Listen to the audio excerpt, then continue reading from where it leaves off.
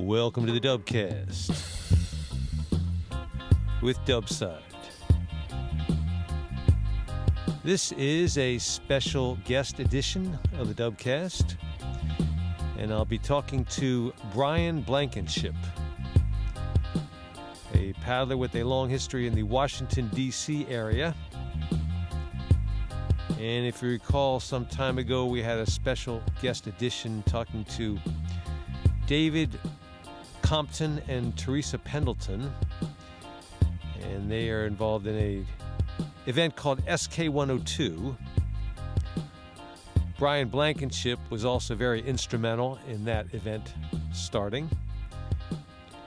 Ever since I've known him, he's been a wing paddle surf ski guy, but I didn't find out until this interview that he has roots in the Greenland discipline. So we'll hear about that, and he'll also talk about wing paddles and Olympic racers. I'm talking to Brian Blankenship. That's right, Yeah, Blankenship. Okay. And I would describe you as the whole driving force behind SK102 originally. And I did invent it, yes. yeah, you invented it. Oh, yeah. Yeah. We'll say that, yeah. The inventor of SK102. Very good. So I would just be interested to know how you started paddling. Well, how I started paddling is a little bit different story. So that's I was a backpacker with my brother Blair, and we had done I had done about 800 miles of the Appalachian Trail. And on one of our last trips, we were actually doing a tag team hike of the Appalachian Trail, the whole AT. Now, so between the two of them, you'd done the whole thing? No. We were doing a 50-mile section and then handing off a flag to another group that was going to do a 50-mile section. And so it was a large group of people. But the guy who organized this out of Atlanta, Georgia, was coming up to Pennsylvania area. And we ended up hooking up with him because he gave me a ride in Georgia to the start of the Appalachian Trail. Yeah. So in this hike, my brother Blair goes, you know what we ought to do? We ought to get kayaks because we don't have to carry all this stuff on our back. We can carry it in the boats. And the lady who was the online editor of Backpacker magazine, Jane Claygarth, I think her name was, said, hey, I know a guy in Maine who every summer comes up to Maine and gets a bunch of boats and teaches kayaking, and in the winter sells the boats and goes to California and buys a bunch of boats and teaches kayaking and then comes back to Maine. And she goes, you could buy a boat like half off. And I'm going, great. And I'm thinking, there's no way I'm going to go up to Maine to get a boat. So when we finished that trip. Who's that guy, do you know? I'm sorry, I don't know who it was she was referring to. But then when I got back, I went to the local EMS store in Annapolis, which unfortunately is gone now. But they had a Perception Aquaterra Spectrum, 14-foot light touring boat for sale. It was a demo boat they were getting rid of. And, you know, I knew nothing of kayaking. And I said to the salesman, well, is it a good boat? And so one of the other salesmen walked out of the room so he didn't have to hear this guy lie to me. Yeah. But the guy did tell the truth. He said, you know, well, for your purposes, it's a good boat. You know, it's in other words, you have no clue what you're doing. And this is cheap and you can get on the water. Yeah. So I bought this boat. And then that was like the end of the year. So I only paddled a little bit. Then in the spring, EMS held a demo day. And this woman wearing a spacesuit walked out into the water, flipped her kayak upside down, submerged. And next thing I know, she's in the kayak right side up. I'm like, holy smokes, I got to learn to do that. So Diane Dickey did a re-entry and roll. Never seen it before. No clue. She used to come to Delmarva way back then. Yeah. Way back in the day. Her husband was Les. And Les Dickey was at the table, manning the table. I said, how do I do this? He goes, join CPA. So I joined this Chesapeake Paddlers Association. About what year would this have been, you know? This would have been, I want to say... no, it's earlier than that. 1998, I think. Yeah. That's in 1998. Wow.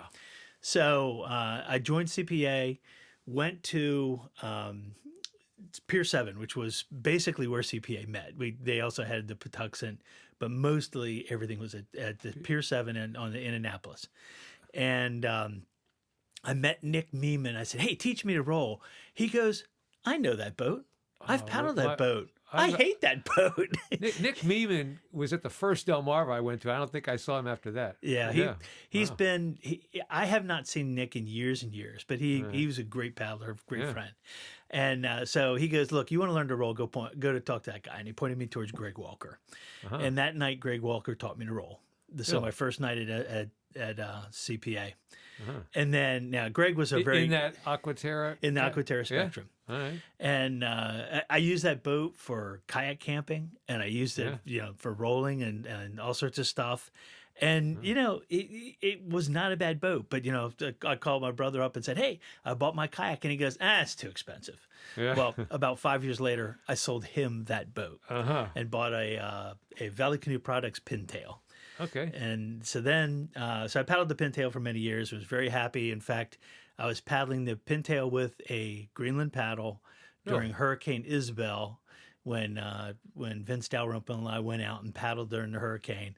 And when we were launching, the harbor master was pulling the last boat out of Annapolis Harbor.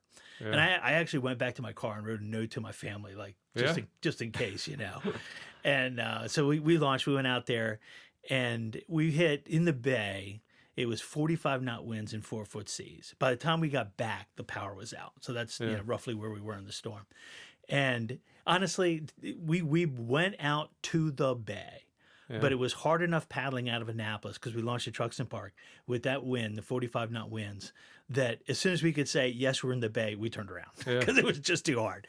And we surfed back in minutes. Yeah. But, well, I mean, in conditions like that, farther inland you go, there's all sorts of crud coming out. There's trees and everything floating down the river. Yeah. Well, out there in the bay, there was just the wind and the water. And actually, Vince was able to take some pictures of us, like in the 3-foot seas. But when we got into the real bay, it was like, no, let's just paddle. So you didn't have to do any rolling, right? Well, actually, we came back into Annapolis Harbor, and now it's only 3-foot seas and 35 knot winds in Annapolis Harbor. Yeah. And Vince goes, well, let's try rolling.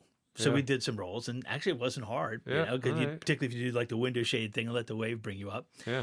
And so then he goes, well, let's do some rescues. Okay. So Vince gets out of his boat, and I do a T-rescue and dump his boat and do the regular standard rescue, and he climbs back in, no problem. Okay. So now it's my turn. I get out. I get in between the two boats. He goes to lift my boat to dump the water out. Yeah. And I let go, and that fast, he and my boat were gone. Yeah. Now, fortunately, he swung his paddle out and extended it way out, and I was able to grab the far tip of his paddle, and he pulled me back in. But we were in Annapolis Harbor. Worst case scenario, my boat goes crashing into the rocks, and he swimmer tows me to shore. Yeah. So we were relatively safe about it, but it was still. So now when we tell people, don't let go of your boat, don't let go of your boat. There's a really good reason we tell you that. So that was an interesting experience with, doing the Greenland paddling and the pintail is sort of a Greenland-ish boat. It's British, but it's, it's along those lines. It's not a true Greenland boat, but it's along those lines. Yeah. So then, you get into different things in paddling, and I started doing long trips and stuff like that. And I bought a Millennium Artisan kayak sport. So it's a Swedish boat, and it was a nice boat. It was 18-foot, had a skeg, which the problem with that, of course, is when you're trying to surf and stuff, you automatically start broaching, and you don't have a rudder to control that. So you break your speed trying to do a rudder stroke, and you lose a wave. But anyway, it was a good boat, and I was going along, and I was pretty fast in it. And this guy shows up. Gosh, I just forgot his name, but it'll come to me. And he's on the very first surf ski I ever saw. It was a Futura 2. Golly. Futura is the manufacturer? Yeah, Futura is the manufacturer of this surf ski. Oh, I should have written his name down. It'll come to you. Yeah. So he's big, muscular guy, really, really strong, long black hair. Saki Sakakahara. That's his name? Saki. Okay. So Saki shows up in this surf ski. Now Saki, he's a bodybuilder. That's what he does. So this guy looks unbelievably good. Yeah. And so I'm like sizing him up and going, let's see how fast this guy is. I go, so you see that place over there? Let's go. Now don't do race pace, but training pace. over to that spot. And I'm figuring, let's see how close he can stay to me.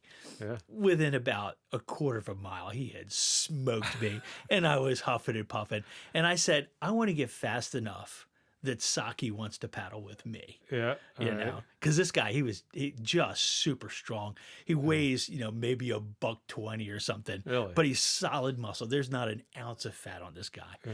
So anyway, we go along, and that was all great. And then a guy named Oscar Chalupsky, who at the time was a 10-time world champion, won the 10 Molokai races, says he wants to do a demo and a lesson, free lesson and demo up in the Annapolis area. Yeah. Now, I think the truth of the matter was he wanted a business trip up to Washington, D.C. to show D.C. to his family because he is literally from South Africa.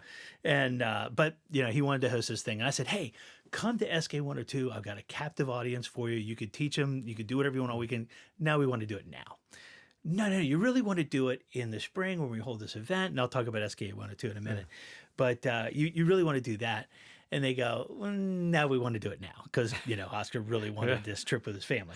So October 30th, 2004, Oscar Chalupsky shows up in Annapolis at Truxton Park and does his demo and does a bunch of lessons. And we're all trying out the Epic boats, the time. So this is after Epic was started? Yeah. So Epic started about 3 years before that. They really started about 2001.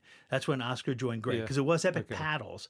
Epic designed wing paddles for his own use. He was actually doing canoe paddles first, but then Greg Barton. Greg, yeah, okay. And so he was Epic Paddles. Yeah. And Chalupsky surf skis. Was Oscar's father's company. Okay, yeah. And so, they combined forces and decided to become Epic Kayaks. Yeah. And they had a 16-foot, an 18-foot, and a 9.5-foot general purpose, easy to use boat. Yeah.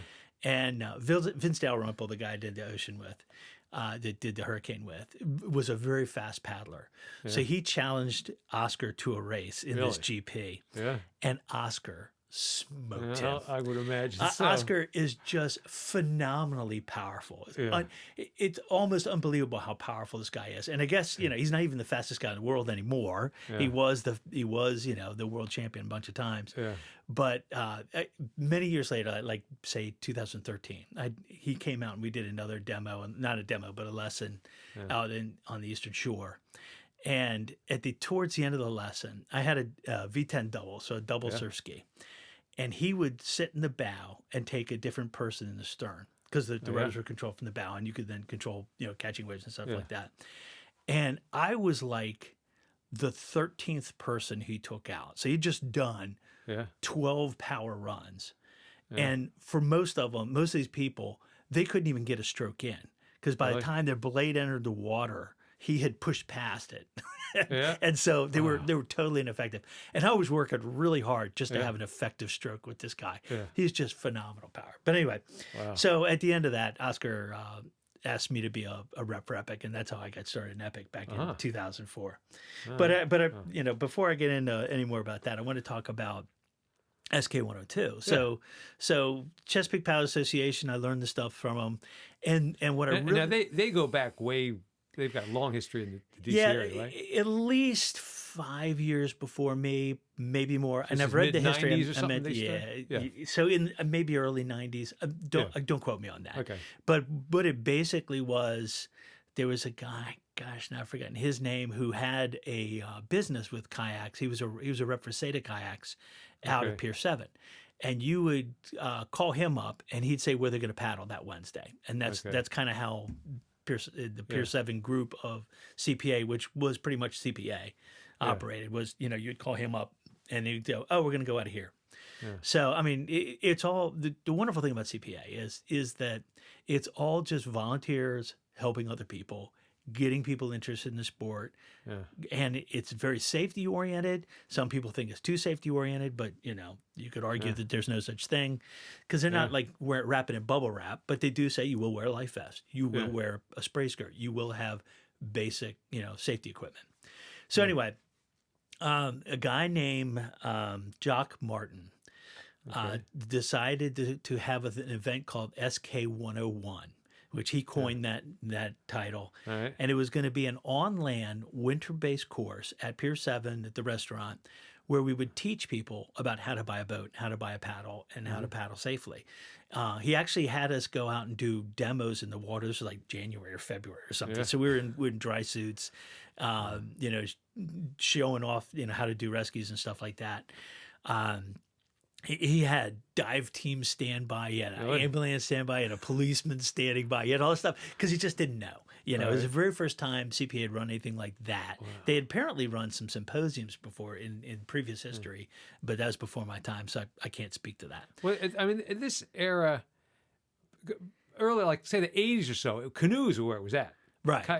They dominated over kayaks, and somewhere in there, kayaks just got the upper hand. Yeah, and you really kind of started with, either you could build your own Greenland boat, or a Rob Roy or whatever. Yeah. But then they started coming out with fiberglass ones.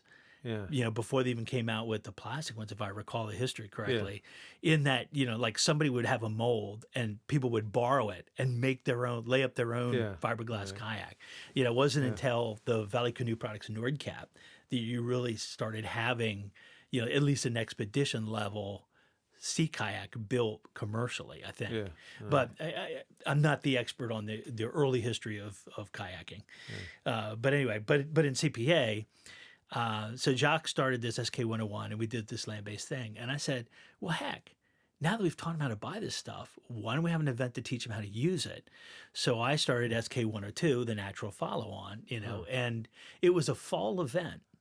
And, the problem was in the fall, you got jellyfish all over the place in that area. Oh, yeah. So I'm like, I need a place where there's no jellyfish. So I had been to Lake Anna at the state park and was surprised at how warm the water was down there. So I said, let's do it at Lake Anna State Park. Well, another member of CPA, Teresa Pendleton, I guess emailed me and said, well, look, we just bought a house on Lake Anna, but we're on the warm side. The state park's on the cold side. Come to our house and hold your event there. So the very first year, we had, let me see, it was the fall of 1999. We had 10 instructors and 45 students. All right. And the way I originally did it was I based it on the Delmarva, which I'd been to a couple of times by then. And so I had hourly classes. And so for the first hour, Dubside and Brian would be in the class taught by Greg Welker, and we'd learn bracing, or we'd learn forward stroke. And then the second hour, we'd be in the class with Vince Dalrymple, who would teach us bracing, and then, so and so. So you had the entire Saturday was scheduled out hour by hour classes. And we did it that way for a number of years. I'm going to say about 4 or 5. And then it just got to be too big in numbers and too much hassle. So we kind of went to a morning block and an afternoon block. But originally we were scheduling every single student, every single instructor, every single hour. It was crazy. Wow. But then it was a weekend, Friday, Saturday, Sunday? It was really a Saturday, Sunday, but you'd showed up on Friday night. Okay. I can't remember when we started the night paddle. We might have even done that the very first time. Oh, yeah. But I guess I should have given a description of SK102 first before I got into all this. So SK102, this thing we invented to follow SK101 was you start on Friday night with a night paddle. You get to show up, students can show up like about 4 o'clock in the afternoon. And we'll have a night paddle because down there's much less light pollution, so you can see the stars better. But it's very organized and very safety conscious. And so we've got groups, relatively small groups, about 20 paddlers, and a couple people watching over them. And we're doing head counts to make sure we get everybody back and that sort of thing. But it's just a fun time Saturday night and then Friday night, and then Saturday morning we have a morning block of classes, which lasts like 8:30, 9 o'clock till noon.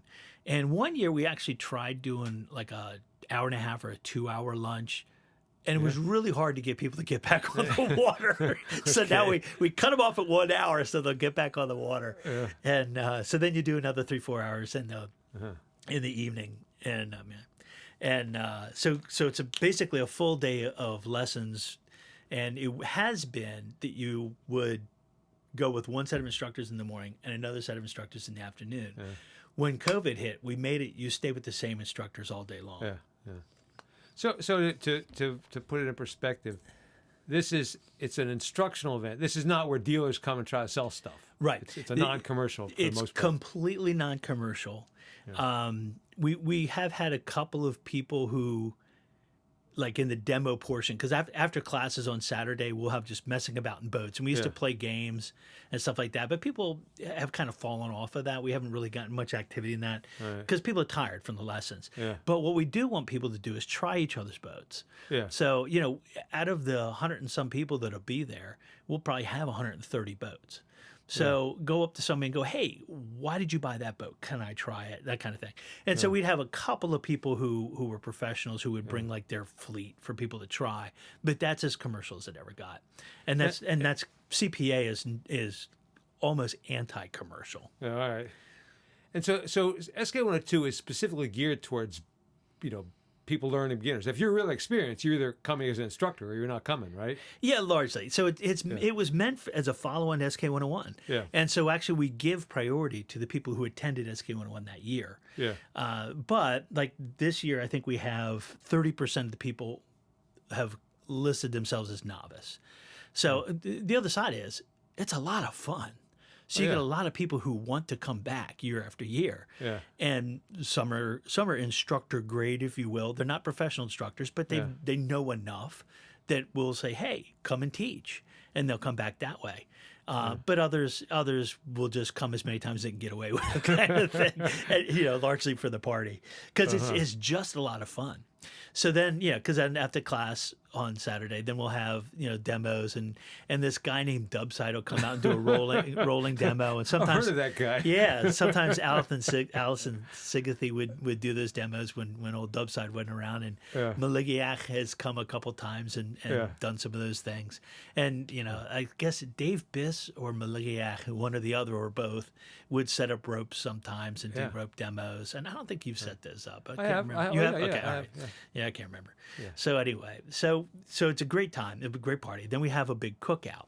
That very first year, we all went to the local Chinese restaurants. Yeah. There was like 55 of us hitting this restaurant. It's kind of crazy. So that didn't last very long. And so the next, I think after we did that a couple years, and then we tried to hire a caterer. And, the caterer brought like one piece of chicken per person. And so for like the first 15 people took 2 pieces of chicken, and the last 15 people didn't get any. So we said enough of this noise, and we started doing the grilling ourselves. Yeah. And, I was running this event. I ran this event for 15 years. And when I ran it, it was about $35. It was very simple, basically. $35 for the whole weekend? Yeah, for a weekend, which includes your camping, your instruction, everything. Now, I didn't have the all-day coffee thing. I didn't have nearly the help staff they have now. And honestly, I was blessed because like a guy named Barry Marsh would quite often be the grill meister. Yeah. And I would just go, okay, Barry, you got it. And I would make sure somebody, quite frequently it was Jan Sheehan, would bring the grill down because we eventually bought a big grill because what was happening was the property owner was bringing out his Weber and borrowing 2 Webers from neighbors to cook burgers for all these people. And that got to be too much, because you can't keep asking your neighbors year after year after year. And by the way, that's one piece I failed to really highlight was we had, this year will be the 22nd time that we've done SK102. Wow. We skipped 2 years. So 24 years since we started. 1999 we started. Wow. 1998 is when Dave and Teresa bought this piece of property. Yeah. So all but that first year, and they've been hosting Boy Scout stuff this whole time too. Yeah. So, but all from except that first year, they've had us back every single year, save COVID stopping us, to go do all this on their property.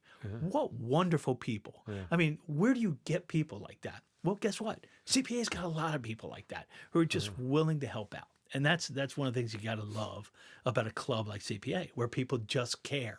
Yeah. And they just want to help. Nobody's making money on this. It's just we want to help. We want to bring people along safely in the kayaking world. Great. Well, the events that I've gone to and been associated with over the years, and getting familiar with how people run them and the problems they run into, losing location will break your event. Yeah, a location is so key, and it's really a tremendous blessing to have Dave and Teresa Yeah. to In do that, fact, 'cause at one point they talked about selling their house, but I mean, they looked and couldn't find any place as nice as where they live now. You know, they're doing some work on their house itself. But I mean, they have this gorgeous, relatively flat piece of property right lakefront, right at the outflow, where it's the warmest part of the lake. It's a wonderful location. So I'm really thankful because you're right. If they went away, I don't know that SK102 would continue if we didn't have that property. And in fact, like I said, I ran 15 of them. And then I said, okay, I'm done. That's way beyond the average. And 5 to 6 years is usually when people want to have to give it up because it's just to burn out. So I admire that. 15, that's but amazing. It was quite possible it was going to end then. But Catriona Miller has picked it up, and she's been running it since. So I guess this would be like the 7th one she's done out of 9 years. Because again, COVID just stopped us from doing a couple of them. But the event has actually earned the ACA Ruskin Award. For its teaching people kind of thing. Like I said, we skipped those 2 years, but over the past 21 years, we've had a total of 140 instructors, at least 140 instructors, and about 1,600 students come through there. So now think about the impact you can have on the community when you get. Because there's not that many sea kayakers, comparatively to like bicyclists. So for us to get 1,600 students through, separate students, not repeats. I think that's pretty good, and I think that's had an impact on the community. Definitely. So for this year, we've got 89 students. 30% of them have self-identified as novices, and we've got I think 30 instructors lined up. It might be 28 because we've had a couple who fell out, for injuries or whatever at the last minute, and about 5 people that are like staff. Since Catriona's taken it on, she's really kind of turned it into more than what I did. She's got like all-day coffee, two coffee stations, and she's got a team that leads parking and all this stuff. I just said, park over there. we used to be able to drive down to the waterfront and drop your boat and drive to your tent site and drop your gear and then move your car. But we ruined the lawn too many times because one of the downsides is the very first year is the only year we didn't have any rain. We've had one other year where the rain held off until like Sunday afternoon, but pretty much every year it has rained on the event. It's just part of the event, and you just plan for it and you go. And there's some years it's been really cold, and Teresa's been pulling out all of her cold weather gear and handing out to students and stuff like that. But if you're hearing this and you haven't gone yet, pack some cold weather gear. It's going to be rainy again this year. So that's kind of the some story of SK102. It's just a great event. And I forgot to say, on Sunday we have other classes. So Saturday we'd have after the demos we'd have a bonfire, and we'd have the cookout and the bonfire, and we got a bunch of guys who will bring musical instruments and we'll sing and stuff, and it's just a fun time. And it's BYOB, but it's all pretty laid back and nobody gets too stupid.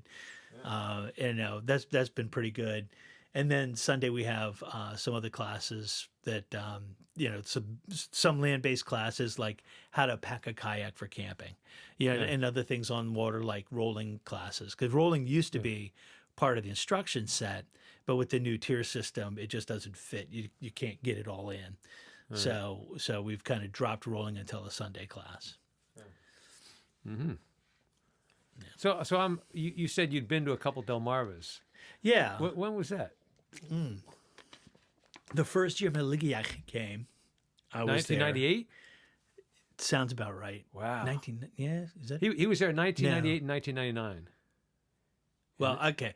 I took a class with him, and I actually tried to get into his boat. I think I could get one thigh into his boat. He was like 16 at the time. Wow. What's the name of the guy from Texas that brought him? John Heath. John Heath. Yeah. John Heath was there. Yeah. And brought Maligiak. So that was one of the years. That was a real historic part. I'd started kayaking in 98, but I didn't even know about Delmarva until 2000 or 2001. Wow. Yeah, I went to 2, and it was before it went to all Greenland. Yeah. Although at the time I was doing Greenland, so 2001 was the first all Greenland one. Yeah, so it was before that. Yeah. And gosh, what was her name that taught me to hand roll? She ended up dying of cancer. Cindy Cole. Cindy Cole. Yeah. Cindy She taught you. She taught me hand rolling. Wow. And then the next year I came back and say I lost my hand roll, and she goes, do 1,000 throwing stick rolls, you'll have your hand roll back. And so, which worked. I don't think I did 1,000, but I did enough that I got my hand roll back, at least in the pintail. Yeah. So anyway, yeah, that was interesting going to Delmarva. I enjoyed that, and like I said, that's what Robin Snow was running it at the time. Yeah. And I organized SK102 based on her model from that event. All right. So that was pretty good. Yeah, and I got certified in traditional kayaking from Ray Killen up at his place. Yeah. He's a funny guy. Oh yeah. He's just a card. I took certification from him too. Yeah, and he used to do demos with his wife in the pool where they do synchronized rolling, and they'd use fishing line to hold the kayak straight in the swimming pool, and it was a beautiful thing to watch. Yeah. With lights on, certain lighting. It was just really it was a beautiful thing. So yeah, that was interesting. And we had I remember probably the second year, a bunch of other people came over from Greenland, and we're all dressed in all our thermals. Kolarek Beck and his wife Luna Beck. Yeah, Luna. I remember Luna. Yeah. And she put on a bikini and went swimming. Yeah. We're all wearing dry suits and thermals and all this. And she's going, what? So anyway, that was interesting. So I didn't realize you had this Greenland paddle background thing. Because now all I see you do is using wing paddles all the time. Yeah, I paddled Greenland style for about 6 years, and I made a beautiful one that I loved. And one of my students one time broke it in the swimming pool, and it just crushed me. I've made several since then, but never as good as that first one. Yeah. And one of the things you have to love about your own homemade Greenland paddle is when you finish paddling, you put it in your car because you can't, you carry in your car, and the smell of the cedar, when you're driving home. I absolutely love that. That's probably not what you think first about Greenland paddling, but I absolutely love that. It's one of my favorite memories of that time. Yeah. But yeah, back in, like I said, Oscar came and did that demo in 2004. And so at the end of the demo, like I said, he asked me to be a rep for Epic Kayaks. So, and originally they gave me a small fleet of kayaks and said, look, at the end of the season, sell them. And we'll charge you our price. You keep the profit, and then we'll give you another set of boats, and you do demos again. And then at the end of the season, you sell them. Yeah. And so at the end of the season, they come to me, okay, we need the money for the boats. And I go, I've only sold one. And they go, well. So I end up just buying the boat. So from then on, I always buy my demo boat. So all of my fleet of like 13 Epics I've paid for. Really? Rather than, just because it was too much trouble trying to do it the other way. But, I got interested in this, and Oscar was talking about the wing paddle. And, he told the history that, the Swedish Olympic team, the coach of the Swedish Olympic team went to a fluid dynamics engineer and said, hey, when my team are paddling, they're kind of they're moving the paddle too far away from the boat. Make a paddle that'll stop them from doing that. And the fluid dynamics engineer said, why would you do that? If they're pulling the paddle away from the boat, now, basically, as Nigel Foster would describe it, following the bow wave, roughly that far out. So he goes, if they pull out that far, then the water flows off one side of the paddle, so you don't get turbulence, which means you get a better bite, so you get better power. And he goes, also, but look at their body mechanics. They're using rotation, so they're using bigger muscle groups instead of their arms to propel the boat. And he goes, we'll make a paddle that takes advantage of that. So this guy wasn't a kayaker. He was a fluid dynamics engineer. So he basically went to an aircraft wing and used that as the model for this wing paddle. And just as an aircraft wing gets lift to go upwards, the paddle actually gets lift to go forwards. Now, in reality, every paddle slips. Some slip more than others. Yeah. But the wing, because it's actually moving forward while it's slipping backwards, effectively stays in place. And you can actually watch videos of the wing paddle. Slipping mean I put the paddle in at this point, and when I've finished the stroke, it's a little bit behind where I put it in. Except with the wing paddle, it's not quite. It stays where it was because it actually moved forward while you pulled it backwards. So your Greenland paddle will probably slip more.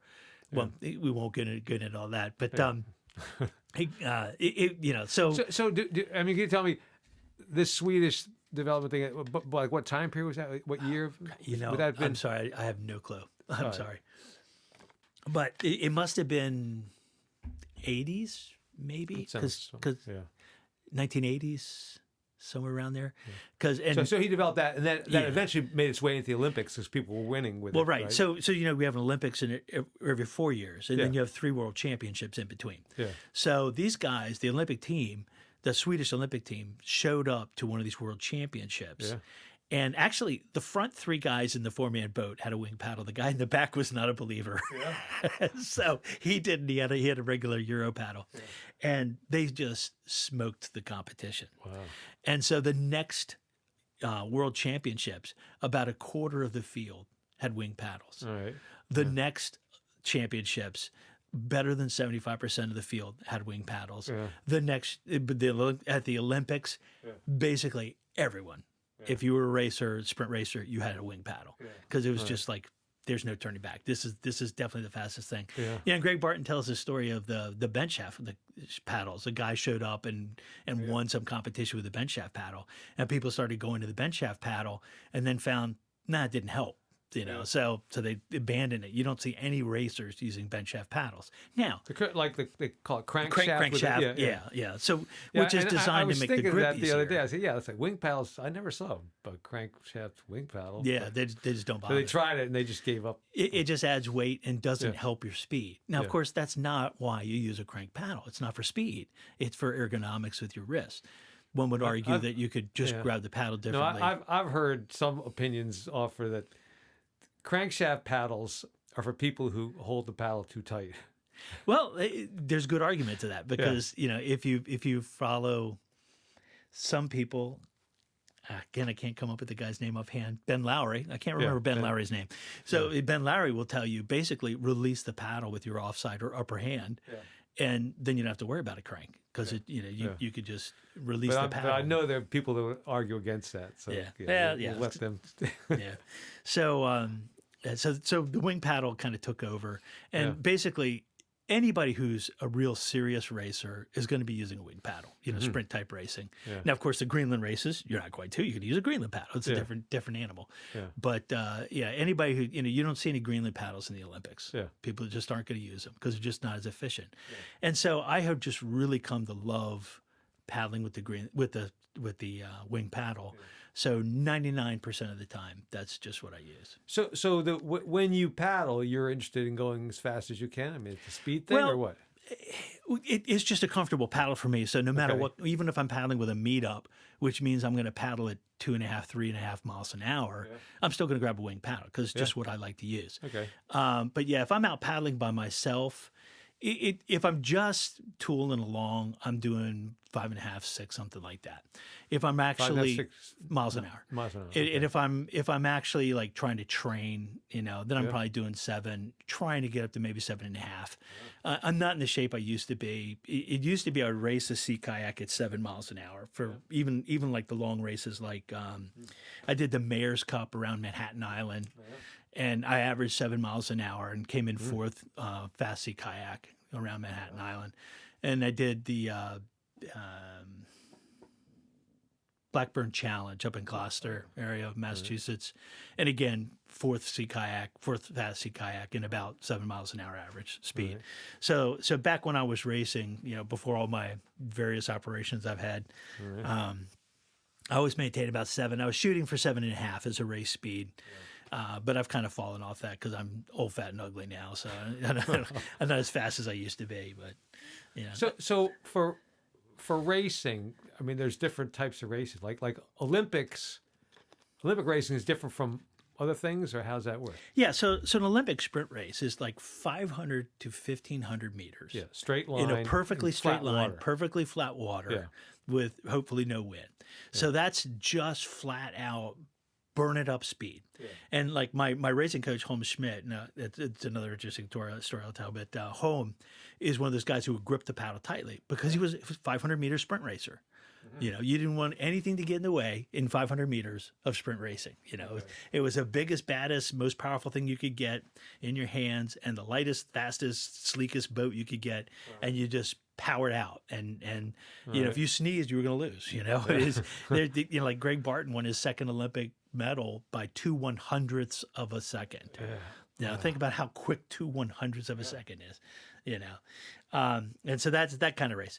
Then you get the longer races like the Blackburn Challenge or something like that, who are like 30-mile races. Then you get the really long races like the Texas Safari Challenge or the Everglades Challenge. You know, these things are like, and you've got waves and wind and stuff like that. Yeah, So, well, so your basic like Olympic kayak isn't going to cut it for that kind of stuff, right? it would not be as fast. Now, somebody like Greg Barton could handle it, but the average human could not.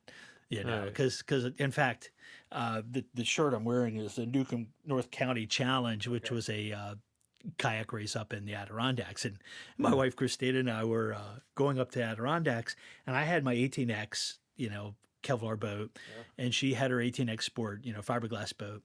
And we go, oh man, they're going to have this race up here. We're going to smoke these guys because they're all going to be in sea kayaks or wreck kayaks or something like that. Well, we showed up race day, and she was in the only non-Kevlar or carbon fiber boat, her fiberglass 18X Sport. And I actually came in second behind a guy who was in an identical boat to me. So it was clearly this guy was just more powerful than I was, or better racer in some fashion than I was. And she was going head to head with a woman who was in a sprint boat. And, you know, so Christine would pull ahead, then the other woman would pull ahead and back and forth and coming in towards the finish line. Now, this is just a lake. It was flat water. It's like Harris up in the Adirondacks near Newcomb. And the woman in the sprint boat flipped over. And I'm yelling at Christina, keep going, because she was going to stop and help her. I'm like, no, keep going, because there's lots of other people who could go help her. And, you know, she only needed so much help.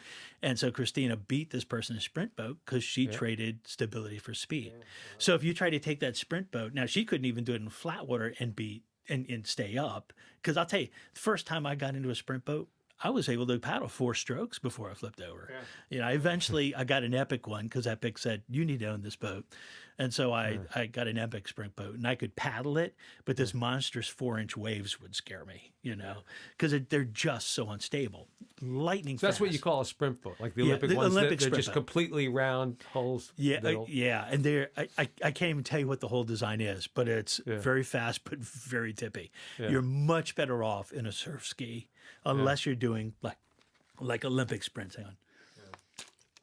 So a surf ski is basically a sit-on kayak, but it's long and thin, so it's very fast. You know, originally they were designed for lifeguards to get out through surf, and the lifeguards would, you know, get out, you know, so they had a relatively stable boat, but being macho guys, they start racing each other, and so their boats started getting faster and faster, and the way they were designing, like when Chalupsky was designing surf skis, was you go, well, that sort of worked, let's try this.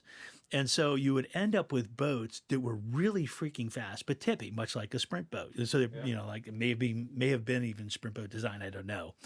And, you know, so they were, you know, basically you either had really fast, really tippy, or you had slow and stable like this Futura 2.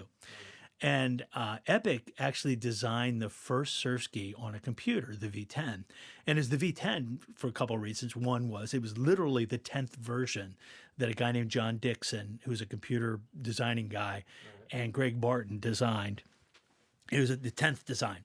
And it also happened that Oscar had won 10 Molokai, and so that didn't hurt with the naming of it. And so they took it out and smoked everybody.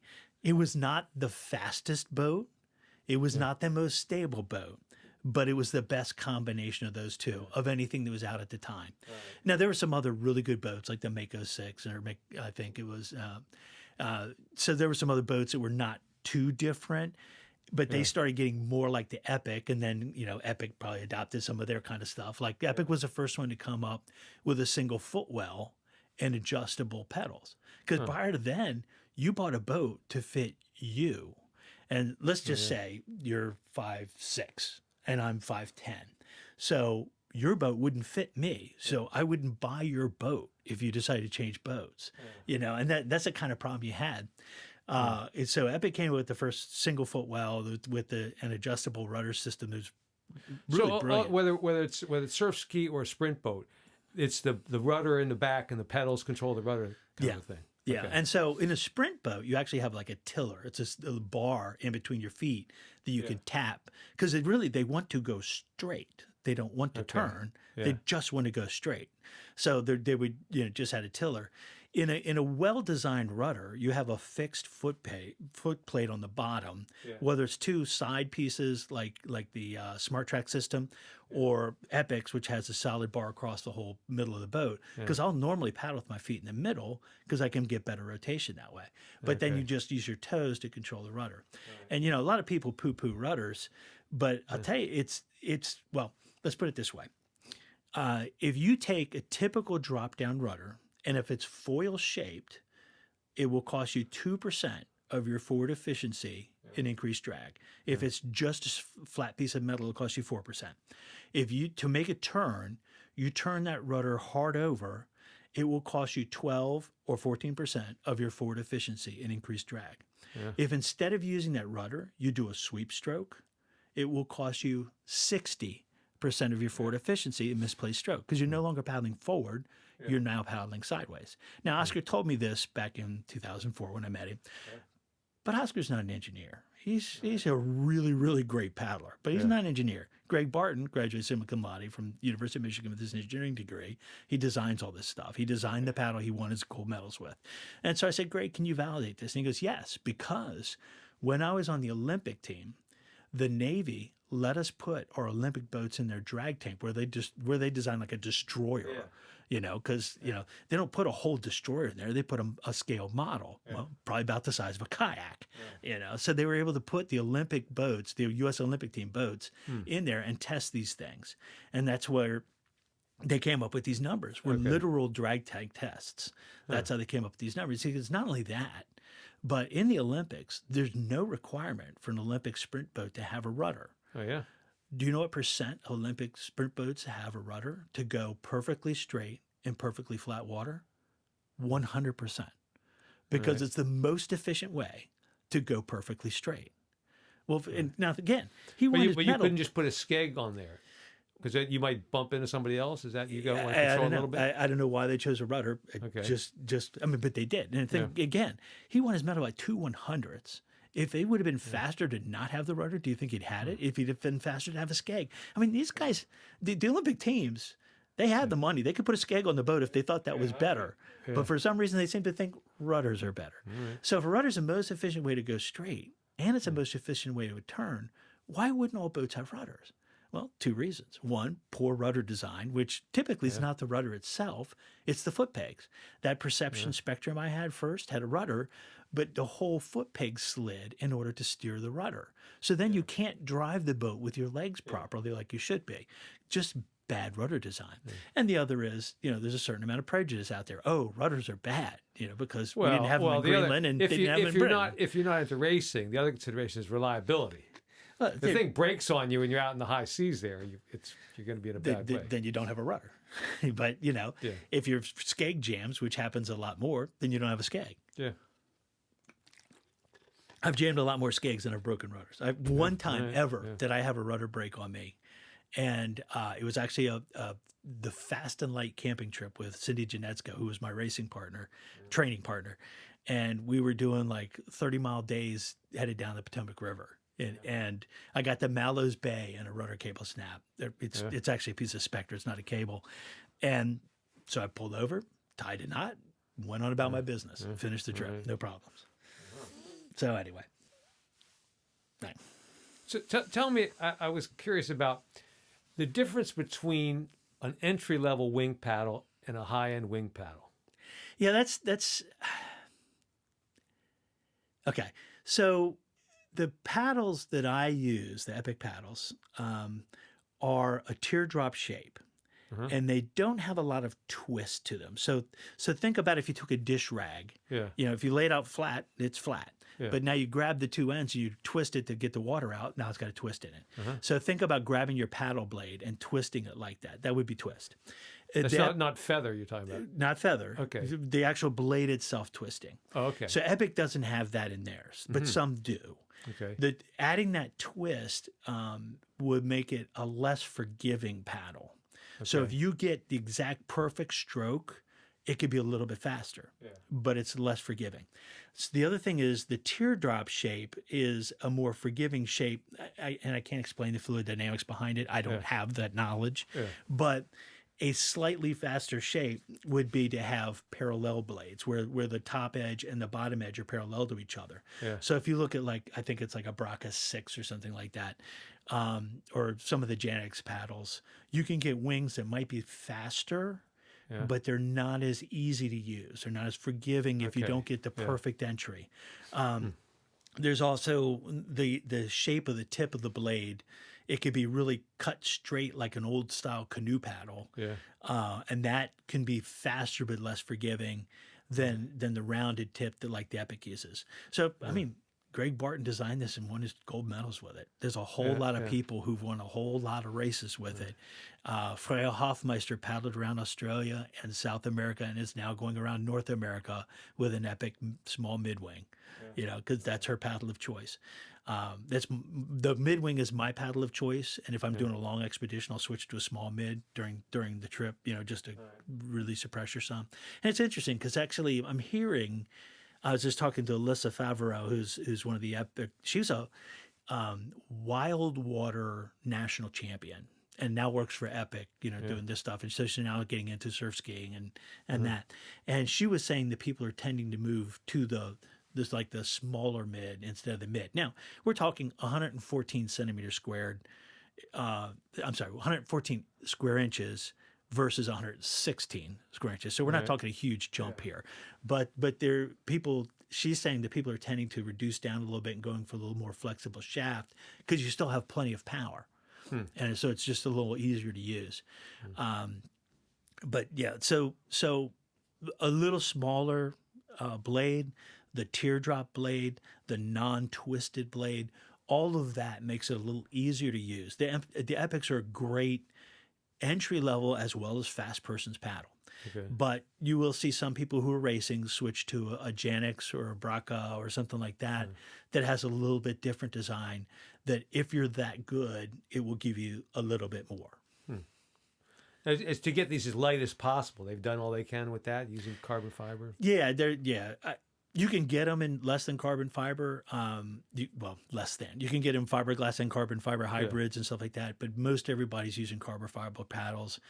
In fact, Epic now in their Club Carbon is what they're calling it.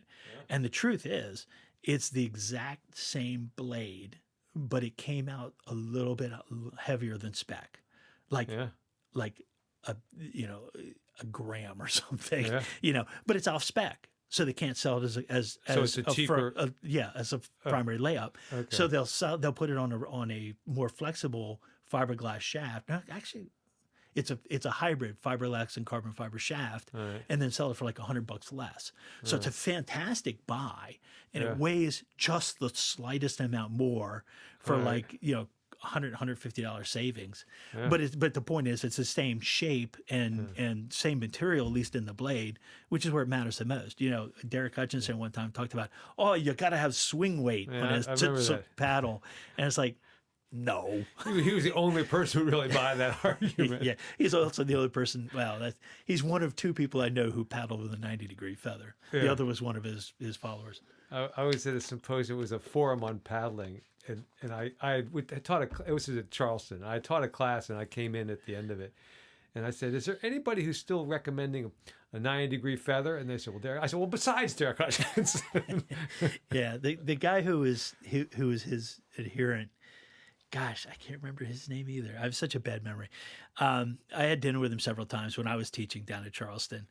And he said, well, I don't recommend 90 to anybody else. I just use 90. So, okay. All right. Fair enough. Wow. Yeah. And actually, I think people are now moving to a lower feather angle than they used to. Because back in the day, it was 90 degrees because that's what they did. And then, went down, like when Greg was paddling on the Olympics, he was using like a 75-degree feather, but he was teaching a 60. And if you feather paddle to zero, if it's unfeathered, then effectively that's 100% wind resistance on the upper paddle blade while you're pulling the lower blade through the water. If you're going into a headwind. Yeah. Well, that much resistance, whatever the wind is. Yeah. So 100% relative. Yeah. So if you feather 90, it's 0% relative. It's slicing through whatever that wind is, whether it's a headwind, whatever. But if you switch to a 60-degree feather, it gets you a 50% reduction relative. So 60-degree feather, 50% reduction. And that's why a lot of people were going to that. If you switch down to a 45-degree feather, it's only giving you a 23% reduction relative to whatever that wind pressure is. So a lot of people were using 60-degree feather or 45-degree feather. In fact, the story is told that back in the day when kayak paddle makers were going, well, what do we make? Because they're making, single shaft paddles. They weren't split paddles back in the day. And so they go, well, what angle do we put? And somebody decided 60-degree right feather. So all paddles are 60-degree right feather that these guys were making, because that way, whoever wanted to buy one, you were going to get a 60-degree right feather, and that's why nobody used the left feather. I'm left-handed, but I never used the left feather. In fact, when I was, I never feathered my paddle for 14 years, and then did the Y Island race around the 13 miles around Y Island. And the very first time I did this was early in my career. It was like my second year of paddling, because the first year Nick Meeman did this and goes, man, I came in third. I couldn't believe it. So I go, well, heck, I'm going to go do it. So I took my Millennium Artisan and went out there and paddled this race. And I won first place for my age group, because at the time I was, I'm going to say, like 39 years old. All right. And the two guys that beat me were in their 60s. All right. And one of them, a guy named Dick Rock, goes, when you learn to paddle, you're going to be fast. But so another time when I did one of my last times doing the Y Island race, I came in second overall. But I was not unhappy with that, because the guy who came in first was Holm Schmidt. And Holm was picked out of kindergarten in East Germany to be an Olympic paddler. Right. When he went to school, the only people in the school were Olympic gymnasts and Olympic kayakers. And he had a name tag that said home kayaker, so he wouldn't accidentally feed him the gymnast lunch, So that's how he grew up and started. And home he said, you will paddle a 60-degree feather, because that's what they had him doing. He did 500-meter sprints, so it was like you're going to power on all the time and all that. But he had me doing a 60-degree feather. Well, I paddled unfeathered for 14 years. I couldn't roll with a 60-degree feather. So as soon as he wasn't looking, I switched it down to 45, and went through a bunch of training with Holman. He was a great guy. Absolutely love him, and I would train with him again, given in a heartbeat. So then I paddled with a 45-degree feather for about 5 or 6 years, and said, it's just not enough advantage. So I dropped back down to zero. So I'm back to zero. Even Oscar Chalupsky is saying now, and he was an adherent to the 60-degree feather. He's saying go down to like a zero, and Alyssa was saying that a lot of people are dropping down to like a 30-degree feather now, which back in the day, Matt Bros. Of Is it still their main consideration is the resistance in the air on the top blade, or is it something else? There's two issues: the ergonomics. Because with at least with the Epic paddle, you can just release the ferrule, and it can rotate freely. And so I've paddled like that with an unlock, just to see what my personal feather angle was. It's 22 degrees. But Matt Bros from Mariner Kayaks has said when I talked to him out in California, Washington State, is he in? Maybe it's Washington State. He said, you shouldn't go below a 45-degree feather, because now you're getting into the angle of a ceiling fan, and so the wind is going to affect your paddle like a ceiling fan. It's going to blow one blade up and one blade down. And, I just took his word for it. And that's kind of actually what I've been teaching is, well, don't do that. Don't go below 45. See, if that was a huge consideration, how much resistance you get on the top blade. Well, the Greenland version has a sliding stroke. Right, it goes away. Yeah, so you don't have anything up non-issue. Yeah, and particularly if you're using a storm paddle. And also, if you were trying to get the lightest possible paddle, a storm paddle would be your choice, because it's that much smaller. But the mechanics of doing the stroke of a storm paddle would be too inefficient if you're really trying to get the fastest speed. Yeah. There was back in the early 2000s. I think one of the fastest Greenland paddlers in Greenland had like a partial sliding stroke. Oh yeah. Yeah, every stroke he's sliding down a little bit. You get used to it, and well, you pays your money, you takes your chances. But like I said, you won't see a whole lot of Olympians with a Greenland paddle. Yeah, I've seen carbon fiber done so light it's really too light. Yeah. Yeah. Like it's just you don't feel like you got enough to work with, and if you just relax your grip a little bit, the wind will take her out of your hands. Yeah, there's a guy named Alan in CPA. His last name slips my mind right now. Who was actually building his own Greenland paddle on a foam core with I think either fiberglass or carbon fiber. That was the very first time I'd heard of anybody making other than a wood Greenland paddle. And now, they're all over the place. And I've actually considered buying one. I've got 3 or 4 Greenland paddles now. I just don't use them very much. So. But anyway. Wow. Yeah.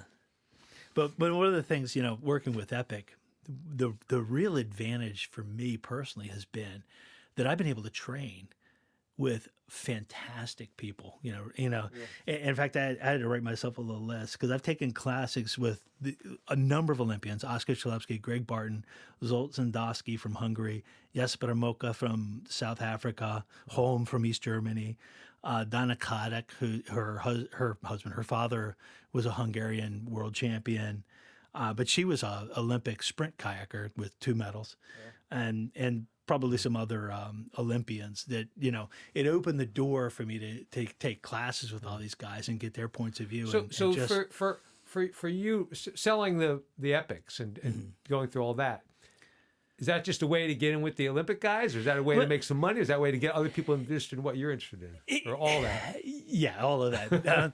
I make very little money. Yeah. In fact, just like everybody else in this industry. Every year, my CPA goes, okay, you have to make money every so many years, or the IRS is going to shut you down. Because you don't make enough money at this.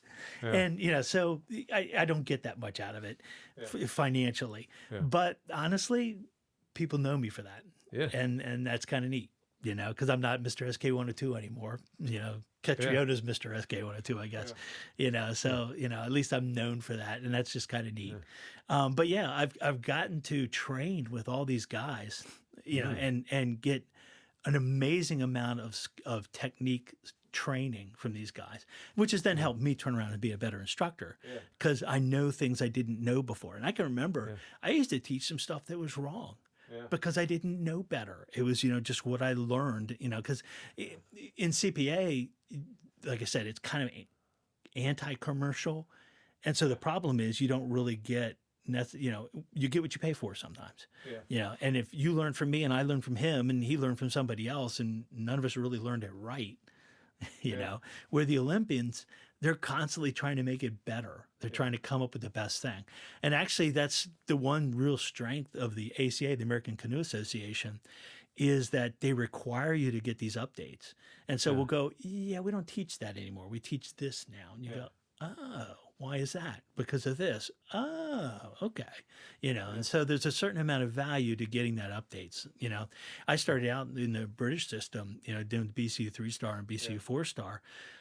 Before I did the ACA certification. And it was kind of funny because the very first time, my poor instructor, I kept going, but the BCU does it this way. Why don't we do that? And she must have been ready to punch me, But I got my, my ACA level 4 back in like 2001 or something like that. And, kept it for a number of years. And then recently I just couldn't find a level 4 certification.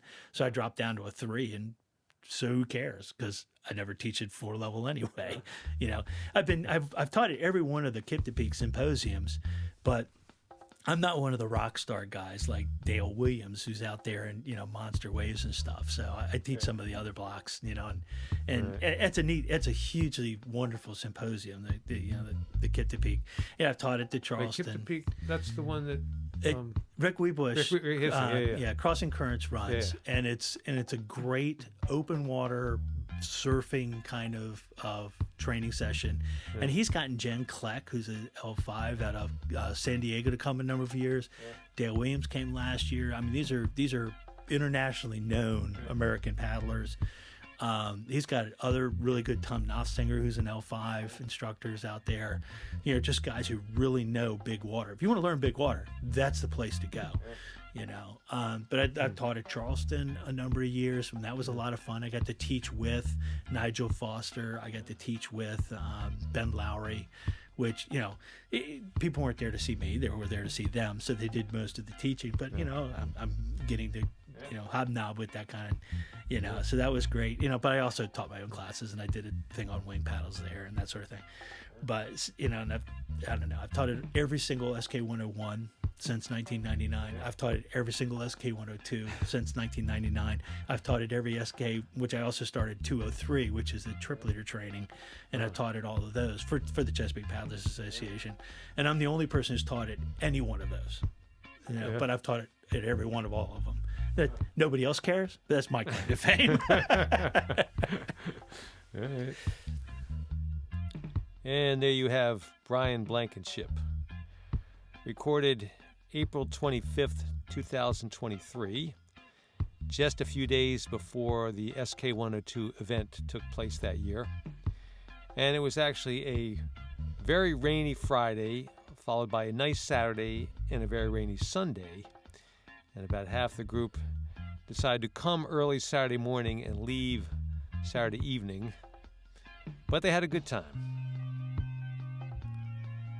So until next time, this is Dubside signing off of the Dubcast.